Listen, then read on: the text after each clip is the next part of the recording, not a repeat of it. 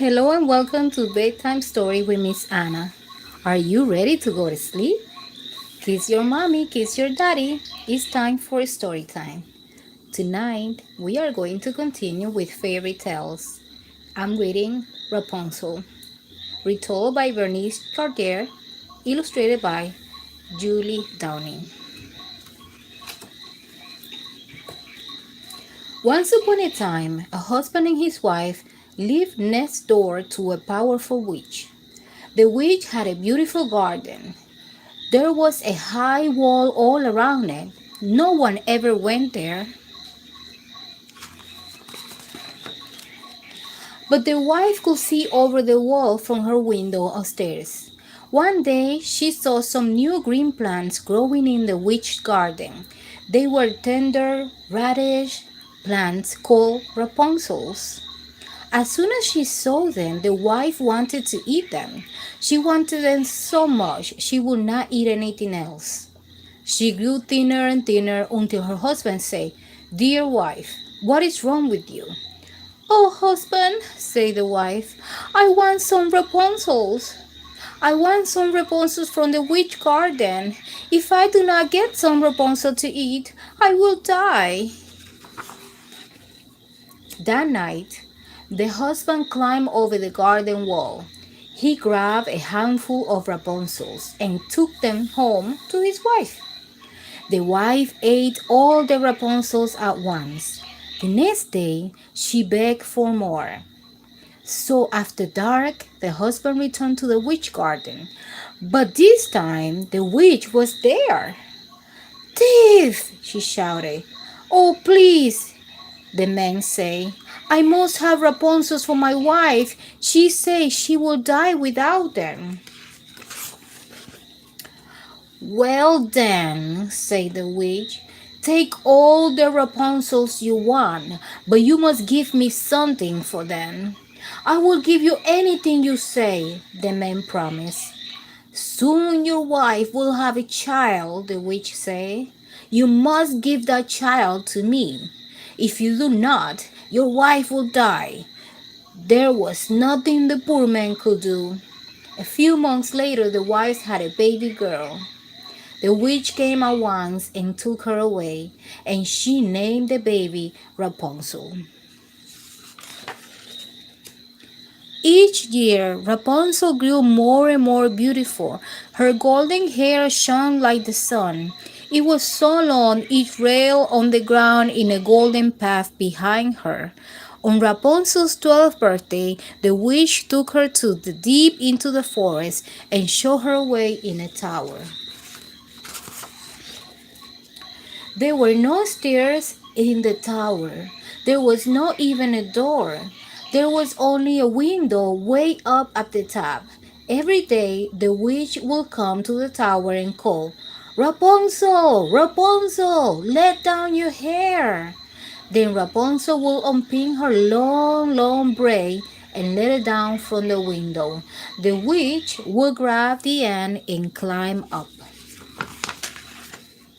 For years, Rapunzel saw no one but the witch. Then one day, a prince came riding through the forest. He heard someone singing and stopped to listen. It was Rapunzel singing in the tower. The prince could not get inside, but he came back every day to listen to Rapunzel singing.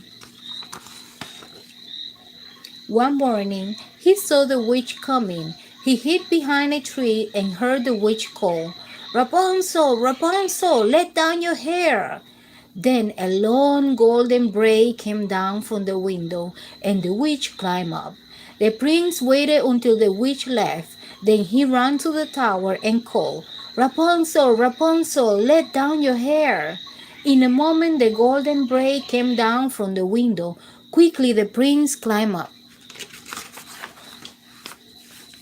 Rapunzel was frightened of the prince, but his gentleness won her love. Soon she agreed to leave the tower and be his wife. But how could she get out? "Bring me some strong silk thread," she said, "and I will weave a ladder." So every night when the prince came, Rapunzel worked on the ladder. And every day when the witch came, Rapunzel hid the ladder away. One day, Rapunzel was very tired.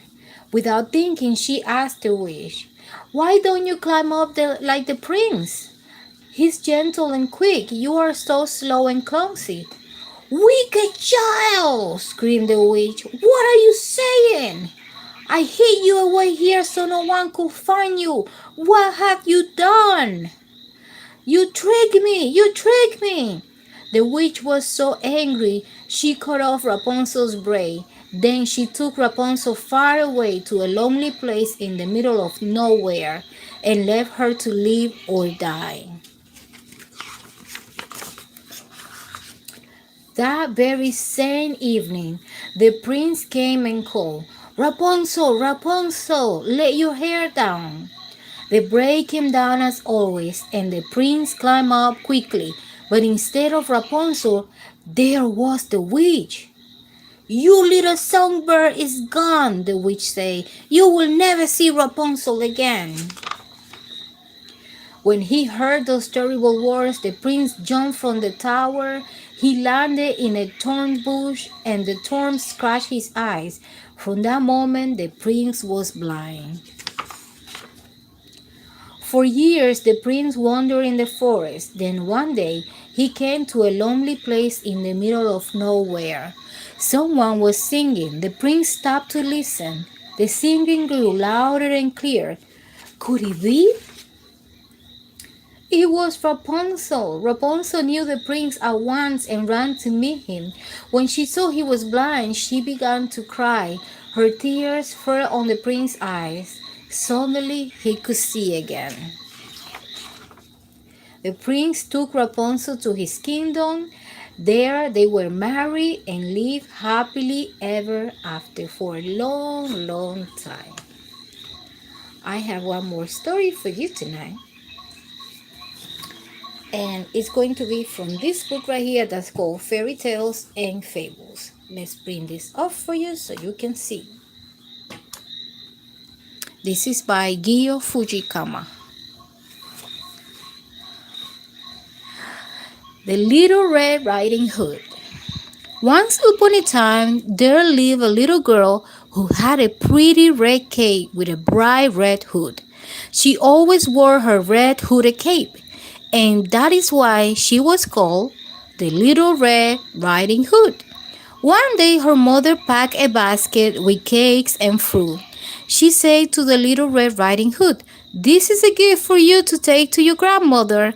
She's not well and will enjoy some nice cake and fruit."